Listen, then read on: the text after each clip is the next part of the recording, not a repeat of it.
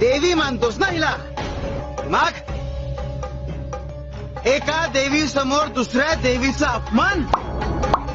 आणि जर ही खरंच देवी असेल तर तिला या असल्या सोपस्कारांची गरज नाहीये. असं कसं? फुलं, धूप याखेरीज पूजा कशी पूर्ण होणार? पूजेचं साहित्य नको? आहे ना. पूजे करता 3 गोष्टी महत्वाच्या आहेत. हेच तर मी हिला कधीपासून सांगतोय. अरे पण ज्या 3 गोष्टी महत्वाच्या आहेत त्या तिन्ही त्रिकाळ आपल्या सोबत असतात. आपल्या सोबत? हो.